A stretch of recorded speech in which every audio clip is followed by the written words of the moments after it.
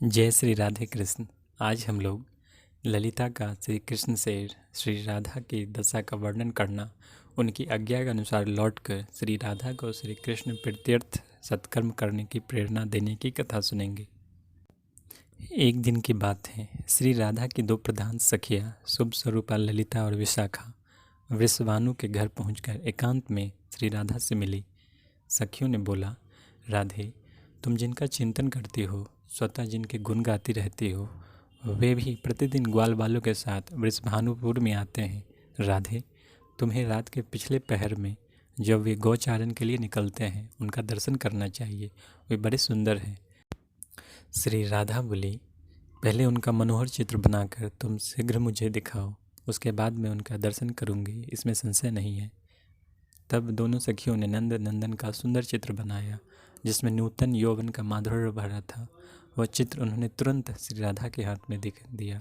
वह चित्र देखकर श्री राधा हर्ष से खिल उठी और उनके हृदय में श्री कृष्ण दर्शन की लालसा जाग उठी। हाथ में रखे हुए चित्र को निहारते हुए वे आनंद मग्न होकर सो गई।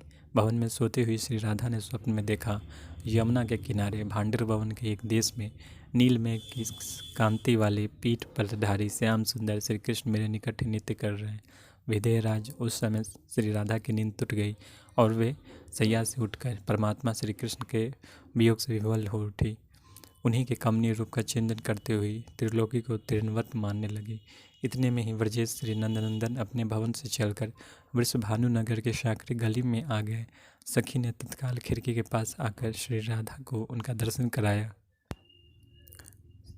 उन्हें देखते ही सुंदरी श्री राधा मूर्छित हो गई। लीला से मानव शरीर धारण करने वाले माधव श्री कृष्ण भी सुंदर रूप और वैदग्ध से युक्त गुणनिधि श्री वृषभानुनंदिनी का दर्शन करके मन ही मन उनके साथ विहार की अत्यधिक कामना करते हुए अपने भवन को लौटे। वृषभानुनंदिनी श्री राधा को इस प्रकार श्री कृष्ण वियोग से विह्वल तथा अतिशय कामजोर से संचिप्त देखकर सखियों में श्रेष्ठ ललिता ने उनसे इस प्रकार कहा। ललिता ने पूछा, राधे, तुम क्यों इतने विह्वल, मूर्छित और अत्यंत व्यथित हो? सुंदरी, यदि श्रीहरि को प्राप्त करना चाहती हो तो उनके प्रति अपना स्नेह दृढ़ करो। वे इस समय त्रिलोकी के भी संपूर्ण सुख पर अधिकार किए बैठे हैं। सुबह वे ही दुख अग्नि की ज्वाला को बुझा सकते हैं। उनकी अपेक्षा पैरों से ठुकराई हुई कुम्हार के आंवक की अग्नि के समान दाहक हो गई। ललिता की यह ललित बात सुनकर वज्रेश्वरी श्री राधे ने आँख खोली और अपनी उस प्रिय सखी से वे गदगद वाणी में यूँ बोली, सखी, यदि मुझे व्रजभूषण श्याम सुंदर के चरणारविंद नहीं प्राप्त हुए तो मैं कदापि अपने शरीर को धारण नहीं करूंगी, यह मेरा निश्चय है। श्री राधा की यह बात सुनकर ललिता भय से विह्वल हो यमुना के मनोहर तट पर श्री कृष्ण के पास गई। वे माधवी लता के जाल से आच्छन्न और भ्रमरों के गुंजारों से व्याप्त एकांत प्रदेश में कदम की जड़ के पास अकेले बैठे थे।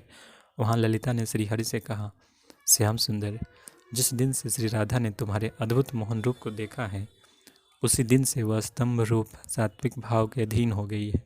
काठ की पुतली की भांति किसी से कुछ बोलती नहीं। अलंकार उसे अग्नि की ज्वाला की भांति दाहक प्रतीत होते हैं। सुंदर वस्त्र भार की तपी हुई बालू के समान जान पड़ते हैं। उसके लिए हर प्रकार के सुगंध कड़वी तथा परिचारिकाओं से भरा हुआ भवन भी निर्जन मन हो गया है। हे प्यारे, तुम यह जान लो कि तुम्हारे विरह में मेरी सखी को फूल बाण सा तथा चंद्रबिंब विष्कंद सा प्रतीत होता है। अतः श्री राधा को तुम शीघ्र दर्शन दो। तुम्हारा दर्शन ही उसके दुखों को दूर कर सकता है।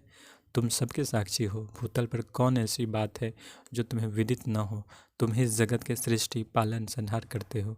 यद्यपि परमेश्वर होने के कारण तुम सब लोगों के प्रति समान भाव रखते हो, तथापि अपने भक्तों का भजन करते हो। ललिता की यह ललित बात सुनकर व्रज के साक्षात देवता भगवान श्री कृष्ण में एक गर्जन के समान गंभीर वाणी में बोले, भावनी, मन का सारा भाव सतह एकमात्र मुझ परात्पर पुरुषोत्तम की ओर नहीं प्रभावित होता।